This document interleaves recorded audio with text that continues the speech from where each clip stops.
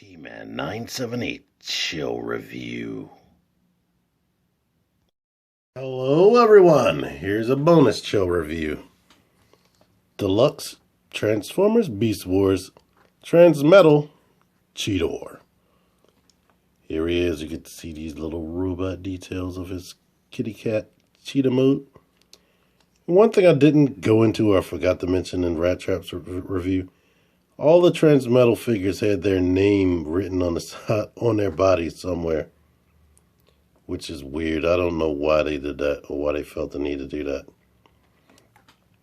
But anyway, this review isn't in 60 frames per second. Stop trying to go to the settings. It's quicker for me to just film at a lower speed and upload it.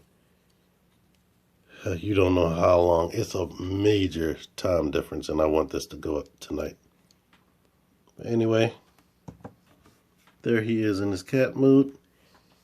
His articulation in this mode is this arm can move back and forward like that. It reminds me a ton of the Voltron lines, especially with this ring right there. But no swivel, no outward motion at all.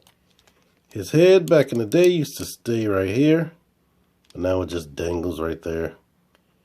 I mean, I could do things like push that up to make it stay up more, but it pushes this panel down. But if you want some extra articulation, there you go with that. And he can bend and look down. The mouth, because of his transformation, it's not a closed mouth. It's two separate pieces connected together that might look a little bit weird.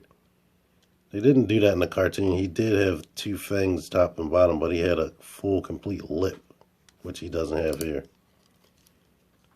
He does have a waist swivel in this mode, and he has full motion of the legs due to them being his actual robot legs, really.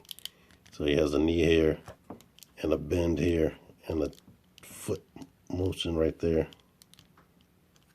But his secondary mode, because all the Transmetals had that, fold this out, might want to move these four limbs forward. Move this out, push right here, and grab, there's a little post you could pull right there. Do the same thing on the other side. And now he is a flying cheetah. Or these rockets could boost him even faster than he already is because he's a cheetah. Problem? Hollowness. On a cartoon they didn't do that, but this is the toy. Transform him, squeeze that, fold these back in. Fold this back in right there. This transformation is super duper simple. Pull the tail off. Pull this heel spur down. Pull the foot down, heel spur down, foot down. Straighten this leg, which I already did. Straighten that. Boom. The legs are done. Up here, fold this back like this. Fold that back. Unhinge all of this and rest it on his back. Go ahead and lean this forward, and as you're leaning this forward, push the head down. Rat Trap had a similar thing going on. Unfold these, push that down, and here's Cheetor, basically in his robot mode. You might want to swivel this forward so you can have real elbow motion. But he looks nice. You get to see his cheetah markings more in robot mode, which is back reverse of what they had before. It used to be organic on the outside. Now he has some organic parts on the inside or on his robot mode. The paint is really, really good even after all these years. Now the chrome is wearing a little bit. It used to be way more gold, but now it's turning silver a little bit. If you want to see comparisons of him with other robots or other Transmetals and Beast Wars robots, click what do you call the thing? Click the card right about now so you can see Rat Trap's review that I did right before this one. Anyway, he can hold his tail as a whip. So they had a whip thing going on when they invented him and Transmetal Rat Trap. And on the show, whenever he wanted to shoot, since he didn't come with a gun, they did this.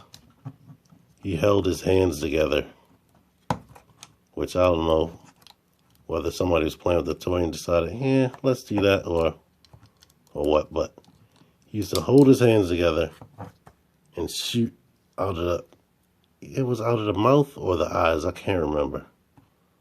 But this doesn't look quite so accurate, but the way his joints bend, there's no other way you can do that.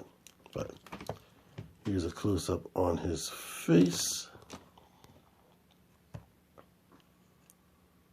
I don't know if that's quite so accurate. And the light isn't shining where it needed to go. There you go. But it's really close. He didn't have that snarling grin on his show all the time. But articulation, mostly ball joints. That's what they love during Beast Wars. He can wibble around. He can look down into his chest. Can spin 360. Shoulders on the ball joint. Elbows on the ball joint. No wrist. Waist rotation. Hips on the ball joint. Go out that far. Kick this forward. Weight that much forward. That much back.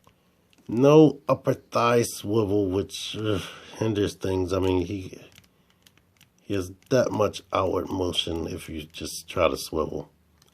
He has a knee joint. And the toe can bend forward.